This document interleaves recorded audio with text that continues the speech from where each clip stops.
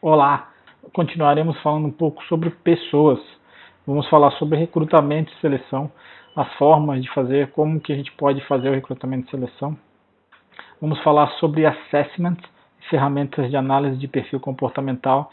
Vamos nos aprofundar na análise DISC, falando sobre elas, falando como utilizar na contratação e até mesmo dentro do estúdio de Pilates. E vamos terminar falando sobre clima organizacional e cultura organizacional. Tenho certeza que vai trazer muitos ganhos para a sua gestão, a gestão no seu estúdio de Pilates.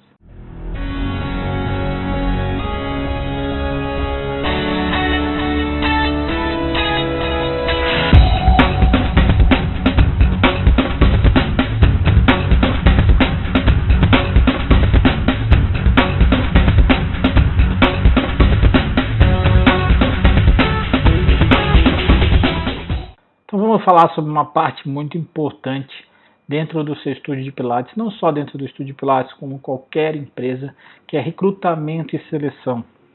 Tem uma frase muito famosa de um autor desconhecido que diz: contrate devagar, demita rápido.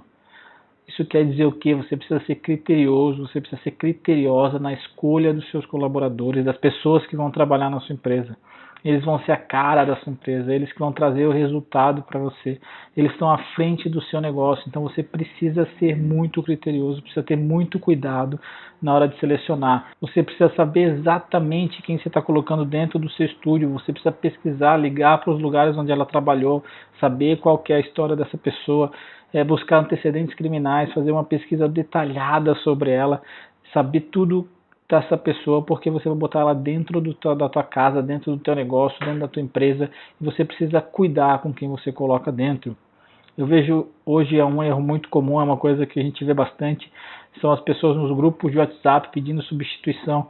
Provavelmente você já deve ter visto isso, você deve participar de algum grupo de WhatsApp, e isso me deixa, a hora que eu vejo isso, eu penso, meu Deus do céu, eu fico maluco. Não coloque qualquer um dentro da sua empresa sem conhecer a pessoa. Essa pessoa vai estar representando a sua marca, a sua empresa, o seu negócio.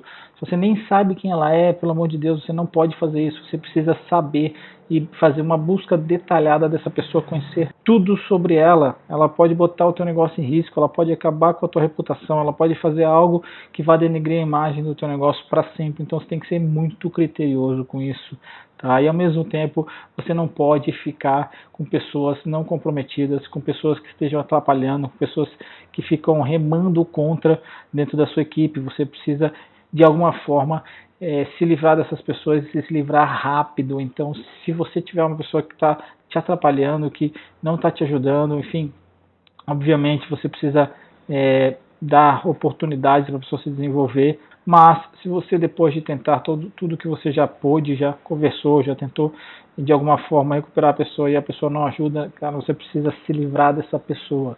Se você tem alguém que está te atrapalhando, que está atrapalhando o seu negócio, não pense duas vezes. Você precisa demitir essa pessoa, afastar ela, tirar ela, porque ela vai só te atrapalhar. Você não pode ter pessoas que te atrapalhem no teu negócio. Você precisa de pessoas que te ajudem, que levem o teu negócio para frente. Então, seja criterioso na escolha e seja rápido na hora de mandar embora. E por que o recrutamento e seleção é tão importante? Por que a gente tem que dedicar bastante tempo a isso? A gente tem que ser mais criterioso nisso? Porque, além de ser, como eu falei anteriormente, a pessoa que vai representar o teu negócio é quem vai estar, de alguma forma, em contato com o teu cliente, que vai ser a imagem do teu negócio, a pessoa que vai te ajudar a conquistar aquilo que você deseja, que você almeja, suas metas e seus objetivos. A contratação e demissão é algo muito oneroso para a empresa. Existe uma estatística que diz que o custo para manter um funcionário por 2 meses e depois demiti-lo pode custar até 6 vezes o salário base dele. Então vamos supor que você tem um funcionário lá, te custe, que tem um salário de R$2.000.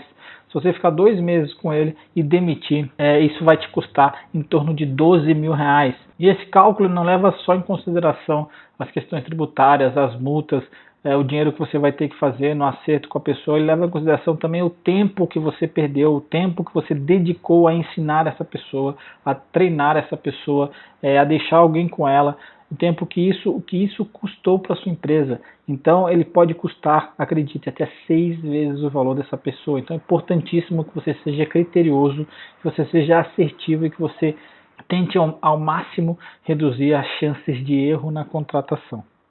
Vamos falar agora sobre ferramentas de recrutamento e seleção. Como é que pode ser, como é que é o fluxo, qual que é o procedimento ideal para você contratar alguém na sua empresa? Existem várias formas de você fazer isso. A primeira delas é através de empresas especializadas. Existem empresas de RH, job hunters, empresas que fazem esse recrutamento. Você diz para a empresa o que você precisa, qual é o cargo, qual é o perfil, e eles fazem essa seleção, eles vão ao mercado, eles têm uma base, e eles divulgam, e elas conseguem atrair e conseguem apresentar e trazer até você a pessoa dentro daquele perfil que você desejou e que você desenhou. É importante nesses casos, na minha opinião, e fica um conselho para você, que você seja criterioso com a empresa e pergunte se ela utiliza assessments. A gente vai falar sobre assessment na frente, mas sempre que você for contratar, perceba e busque saber se essa empresa, qual é o assessment que essa empresa utiliza. Tá? Mas é uma opção, existe no mercado aí muitas empresas, e é uma forma de você conseguir contratar até de uma forma até mais fácil de desonerar você, enfim. Mas isso não exclui a necessidade de você entrevistar a pessoa, de você buscar um antecedente, de você fazer aquela pesquisa que a gente falou anteriormente. Tá? A outra forma que tem é através das próprias mídias sociais, e as mídias sociais são ferramentas ricas para esse sentido, mas tem que ficar atento no seguinte: as mídias sociais são meios para você divulgar que você tem vagas em aberto. Então você vai utilizar o Facebook, Instagram, o próprio LinkedIn, que é uma rede específica para isso, para rede de trabalho, enfim, network, de questões de trabalho empresariais, ou em grupos de WhatsApp mesmo. Você vai divulgar a vaga, vai deixar claro que você está abrindo um processo seletivo, e aí a partir daí as pessoas entram em contato com você, enviam currículos, enfim, dependendo da forma que você definir.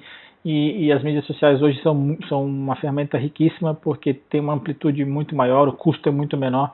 Você pode, dependendo aí de como é o seu perfil, de quantos seguidores você tem, talvez você não tenha nem que investir dinheiro para que as pessoas saibam que você está com vagas em aberto, né? Você pode ir nos próprios grupos do Facebook, né? Tem aqueles grupos específicos para as áreas, existem grupos específicos para as áreas de atuação, e eles, dentro desses grupos, você pode divulgar, enfim. Então são ferramentas riquíssimas e que ajudam na divulgação da sua vaga e nesse processo seletivo.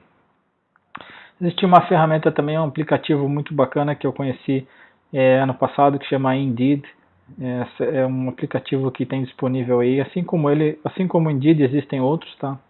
Mas o Indeed é um exemplo, é um aplicativo onde você anuncia vagas. Então é um lugar onde as pessoas vão especificamente para procurar. Então você vai lá no próprio aplicativo, anuncia a sua vaga, e a pessoa sabe, pode entrar em contato com você através do próprio aplicativo.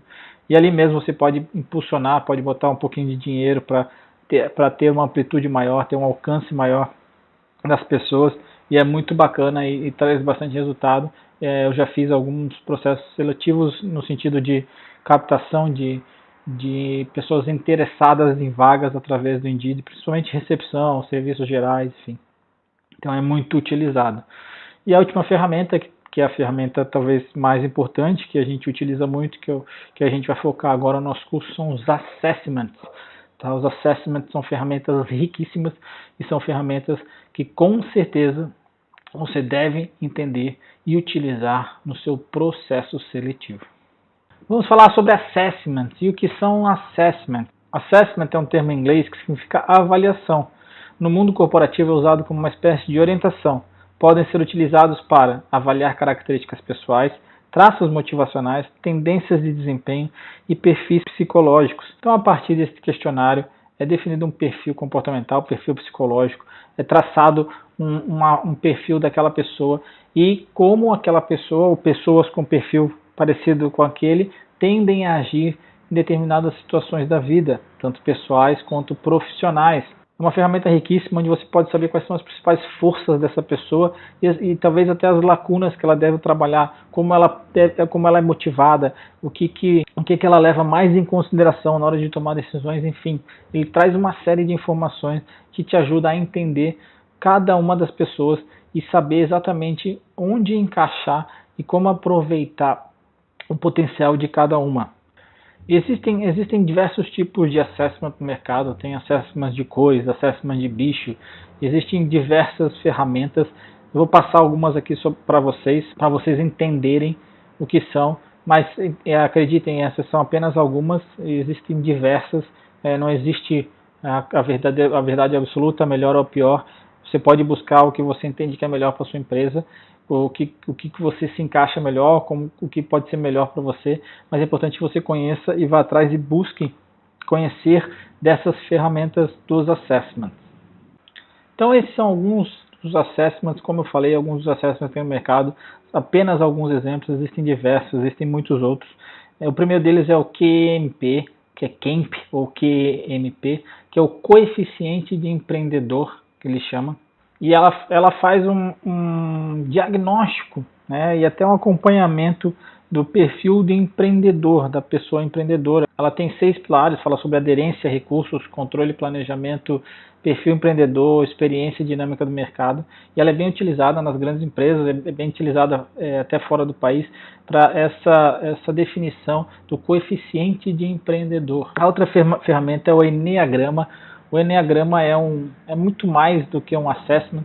O Enneagrama é praticamente uma ciência. Ele começou a ser estudado em 1950 e ele separa em 9 tipos de personalidade, tipo 1 ao tipo 9.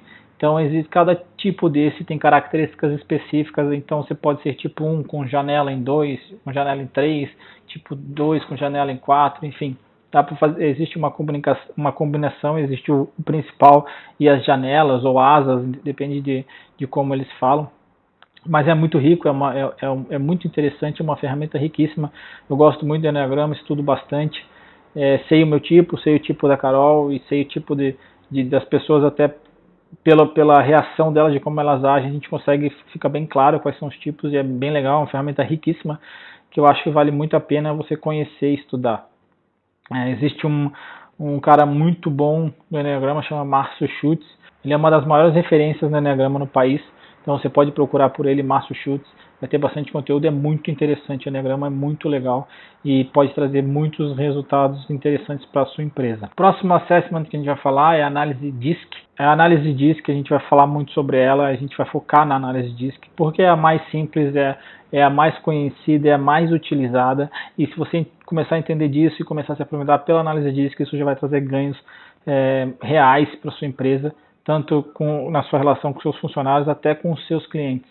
Então essa é a metodologia DISC, ela separa em 4 perfis, que é a dominância, influência, estabilidade e conformidade, e ela diz que todos nós temos esses 4 perfis intensidades maiores ou menores. E o último assessment que eu quero falar é o CIS Assessment. Esse é o assessment que eu utilizo, é o assessment da FEBRACIS, que é a Federação Brasileira de Coaching Integral Sistêmico, pela qual eu sou formado, e ele é muito completo, porque ele traz três tipos de análise dentro do questionário, dentro da resposta, que é a análise DISC, que é essa que a gente vai se aprofundar um pouco. Ele fala sobre perfis psicológicos de Jung e sobre teoria de valores de Sprengel. Então ele é um relatório muito completo, é o que eu utilizo, provavelmente, dependendo de como foi a forma como você adquiriu esse curso, você ganhou esse assessment, deve ter respondido e deve ter gerado esse relatório de 36 páginas, que fala muito de você, fala muito da pessoa, e o grande detalhe desse assessment, do CIS Assessment, é que você pode enviar para outras pessoas. Então você pode ter uma análise de 360 graus, você tem a sua percepção, e você pode mandar para pessoas do teu convívio social, pessoal, familiar e do trabalho, e elas vão falar como eles te enxergam também. Então é muito amplo, é muito legal. Essa análise de 360 graus realmente traz bastante conhecimento, autoconhecimento, e é muito útil para a gente, para qualquer pessoa. Se você não recebeu, se você tiver interesse, ele está disponível. Você pode entrar em contato comigo, que é uma ferramenta realmente que vale muito a pena. É o que eu utilizo e é o que eu indico por entender que é uma das mais completas, é uma das mais assertivas, ela tem 99% de precisão, enfim, então é uma ferramenta riquíssima e vale muito a pena. A gente utiliza aqui, todo mundo utiliza, todo mundo que entra aqui faz, as pessoas dentro do nosso estúdio, todos se conhecem, todos sabem quais são os seus perfis, e isso realmente muda a dinâmica do trabalho, traz muitos ganhos para a equipe. Todos esses assessments, todos esses questionários, de alguma forma, eles definem um perfil comportamental.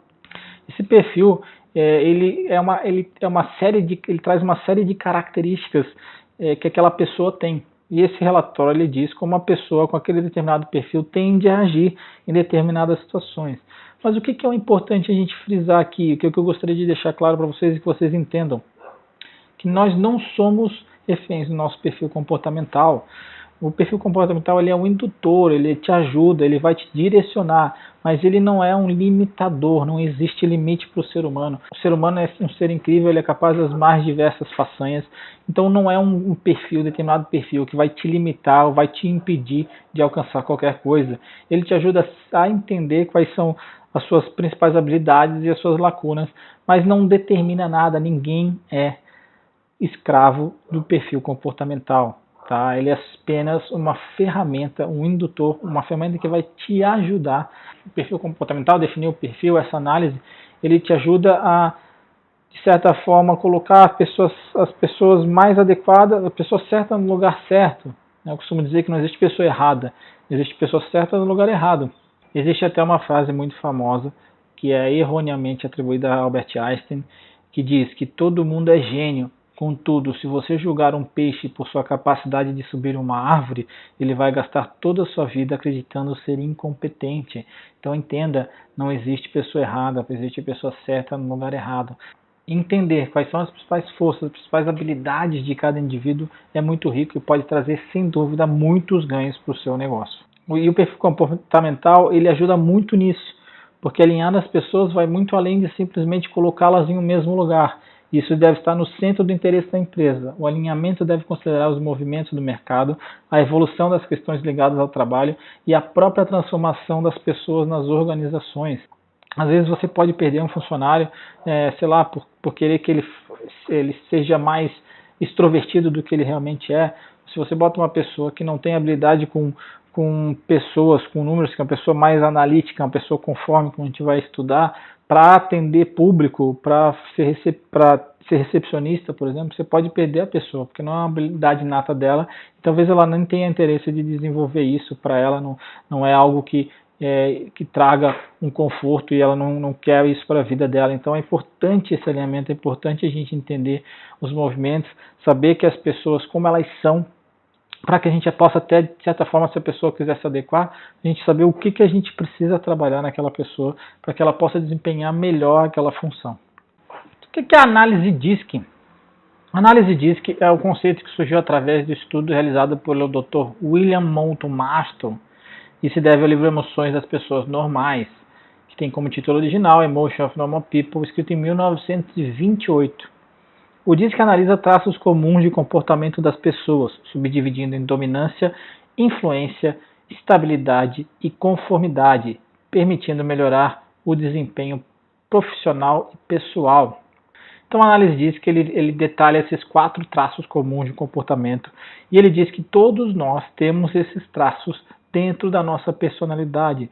Temos um em destaque, às vezes 2, raramente 3, nunca 4. Então você pode ser uma pessoa que tem um fator dominante, o traço de dominância elevado. Você pode ser uma pessoa que tem o traço da influência elevado na sua personalidade, estabilidade, traço de conformidade elevado, enfim. E você pode ainda ter a combinação de 2 fatores ou mais. Você pode ser uma pessoa que a gente chama ID, que é uma pessoa influente e dominante, tem traços de influência elevados e traço de dominância elevado. Pode ser uma SC, que é estável conforme, que tem traços de estabilidade elevado e traços de conformidade elevada. E você ainda pode ser 3, como eu falei, mas nunca vai ser 4. Tá? Quais são as características dessas pessoas? Quais são as características de cada um desses perfis? Então, o dominante é uma pessoa direta, orientada a resultados, firme e confiante, uma pessoa que está focada em resultado, que quer fazer o negócio acontecer. Ele tem uma característica muito de líder. Ele é geralmente um grande líder, é a pessoa que vai fazer o troço acontecer, que não quer nem saber, que está pronta para qualquer coisa, que não tem tempo ruim, que vai lá e resolve, e que se precisar fazer, vai fazer. A pessoa com passo firme, a pessoa que não tem papo na língua, a pessoa que não mede as palavras, ela é totalmente focada no resultado. Esse é o fator, essa é a pessoa dominante. Você provavelmente deve ter já conviver com uma pessoa assim, ou pode ser que você seja uma pessoa assim, mas são aquelas pessoas que têm a agressividade de vir e a gana de resolver as coisas, e esse inclusive é o sentimento mais forte do dominante, é a raiva, né? A pessoa que quer chegar e quer fazer e não quer nem saber, e se precisar atropelar, ela vai atropelar porque ela quer saber do resultado. O próximo perfil é o influente extrovertido, aficionado, otimista, bem disposto e alegre. É aquela pessoa que é alto astral, que conversa com todo mundo, que é muito social, ele tem o poder da influência muito elevado. Essa é uma habilidade, a habilidade dele de influenciar, é um bom uma pessoa persuasiva, uma pessoa legal, uma pessoa alegre, aquela pessoa que chega e já fala com todo mundo, que está sempre sorrindo, que faz brincadeira, que é muito extrovertida. As pessoas geralmente têm traços de influência alto em sua personalidade, são muito sociáveis, adoram sociabilizar, é uma das características principais delas, são excelentes vendedores, né? Os vendedores influentes têm bastante resultado, geralmente se dão bem em funções de atendimento ao cliente, de relacionamento, de ter que interagir, porque eles gostam muito, eles têm essa habilidade, eles gostam de estar em destaque, tá? São geralmente pessoas que gostam de palco, gostam de aparecer, gostam de interagir, de ficar em evidência. O próximo perfil é a estabilidade, que é a pessoa calma, tolerante, acomodada, humilde e diplomática. O estável é aquela pessoa boa de conversar, aquele bom ouvinte, a pessoa que sempre vai te ouvir, que sempre vai pensar no que dizer, a pessoa que é mais calma, que fala com mais cuidado, é a pessoa que pensa antes de falar, que se planeja. O estável gosta de se planejar. Se você for fazer uma viagem com o estável, ele vai saber todo o roteiro, ele não gosta de surpresa. É característica muito forte disso dele, tá? Ele quer saber o que vai acontecer, ele precisa saber o que vai acontecer, tá? Ele tem que saber o que vai acontecer, ele não gosta de surpresa, ele gosta de se planejar, é muito calmo, é uma pessoa muito boa para ouvir, sabe aquela pessoa que todo mundo gosta de conversar, que todo mundo adora conversar? Esse aí geralmente tem traços de estabilidade na personalidade. Então, se você tem um amigo assim, ou se você é uma pessoa assim, acredite, você provavelmente tem traços elevados de estabilidade na sua personalidade. O último perfil é o conforme, né, que chama conformidade, que é um analítico, prudente, meticuloso, reservado, sistemático.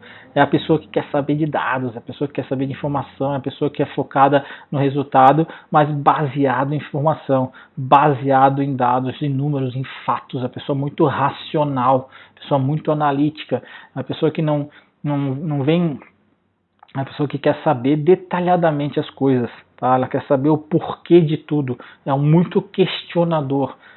Inclusive é uma pessoa que tem a tendência de ser confundido ou ser encarado como pessimista, porque ele consegue sempre pensar naquelas possibilidades que as outras pessoas não veem, ele tem essa característica de ser um pouco pessimista.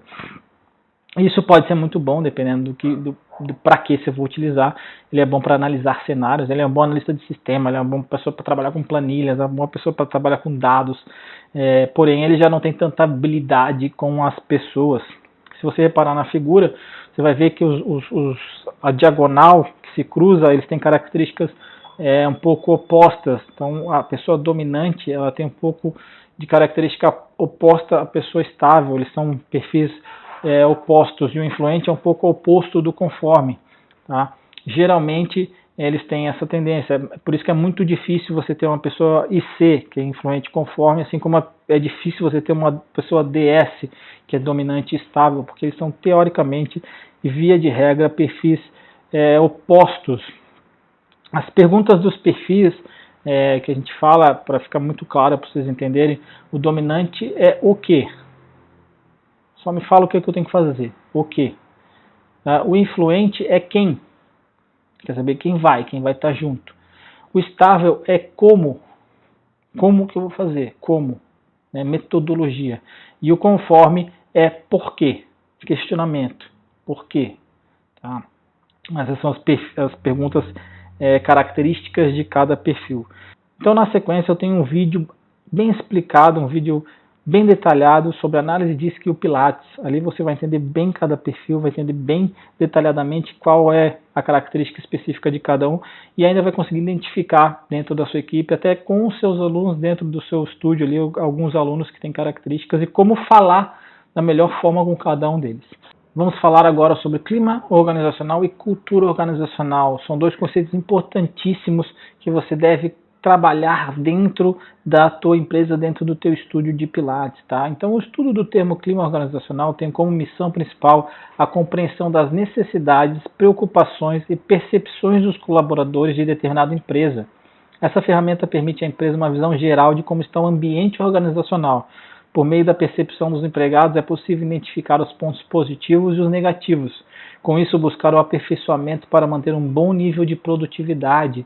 Então, o clima organizacional é o clima da tua empresa, como as pessoas se relacionam, como é que é o clima dentro, como é que as pessoas trabalham, qual que é o ambiente, se as pessoas estão felizes, trabalham felizes, se elas têm um bom relacionamento entre elas, se elas estão satisfeitas com o clima, com o ambiente de trabalho. E por que isso é importante? Porque a gente viu lá na teoria de 2 fatores que isso é um dos fatores desmotivacionais, ele é um fator higiênico. Então, um clima organizacional ruim pode desmotivar um funcionário. Tá? Ele pode ser ruim, pode trazer prejuízo, pode fazer com que a pessoa não fique engajada, pode fazer com que a pessoa não fique comprometida e pode atrapalhar os resultados do teu negócio. Então é importante você trabalhar no clima organizacional, é importante que você trabalhe na relação das suas pessoas, dos seus funcionários, das pessoas que trabalham na sua empresa, dentro do ambiente de trabalho, no dia a dia da sua empresa.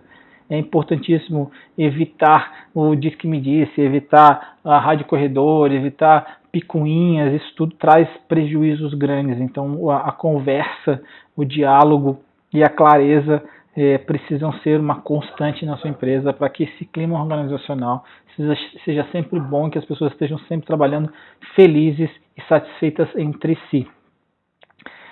Cabe lembrar que clima organizacional tem a ver única e exclusivamente com clima, não tem a ver com a motivação da pessoa. A satisfação no trabalho é um outro fator. A pessoa pode estar insatisfeita com a atividade que ela desenvolve, é uma outra questão. Por isso a importância de a gente saber o perfil, para ver se ela está dentro daquele perfil. Vamos imaginar que uma pessoa que é altamente influente, que agora você já entende o que é. Pessoa altamente influente, você bota essa pessoa para preencher uma planilha o dia inteiro. A tendência é que, não é uma regra, mas a tendência é que essa pessoa não goste dessa atividade, ela não fique insatisfeita. Isso tem a ver com a satisfação no trabalho dela, não tem a ver com o clima organizacional. O clima é como ela se relaciona com as outras pessoas, tá? Então é importante que você trabalhe o clima organizacional também, e de forma que todos tenham um bom relacionamento entre si. Certo? E o que é a cultura organizacional? A cultura organizacional é a cultura em seu sentido antropológico existente em uma organização composta por práticas, símbolos, hábitos, comportamentos, valores éticos e morais, além de princípios, crenças, cerimônias, políticas internas e externas, sistemas, jargão e clima organizacional. A cultura influencia todos os membros dessa organização como diretrizes e premissas para guiar seus comportamentos e mentalidade. Tá? A cultura é o comportamento coletivo de uma empresa, eu diria do grande Davidson Silva.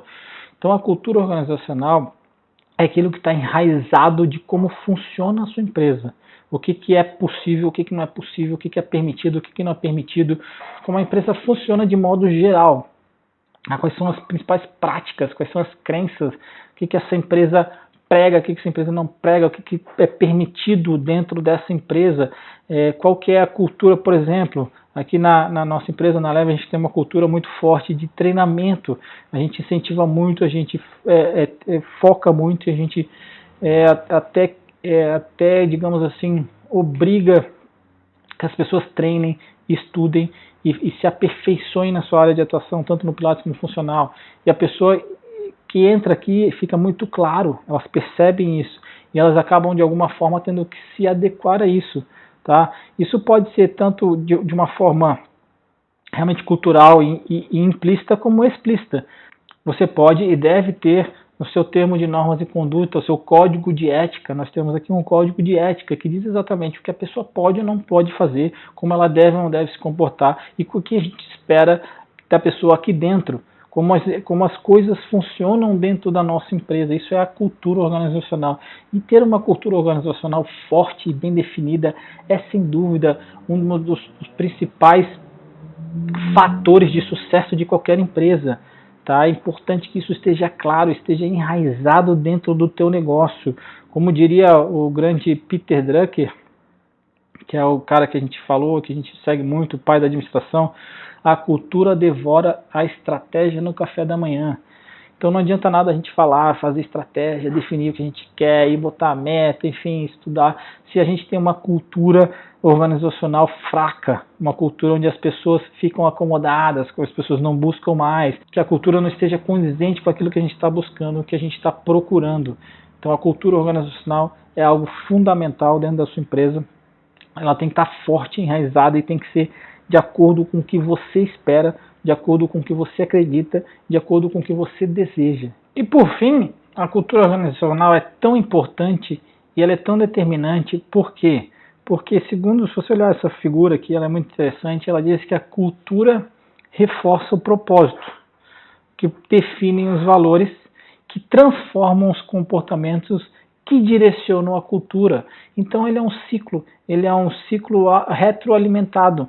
Então uma cultura forte é a base inicial para que a gente tenha, que a gente reforce, que a gente consiga reforçar nosso propósito, que a gente vai falar no próximo módulo, e que a gente consiga definir os valores e transformar os comportamentos dos nossos colaboradores. Então perceba como a cultura organizacional, como é importante a gente ter uma cultura que ter esses pilares bem definidos para que eles se retroalimentem e que isso gere um ciclo virtuoso dentro do nosso negócio, dentro da nossa empresa. Então é importante focar nisso e trabalhar bastante a cultura organizacional dentro do seu negócio.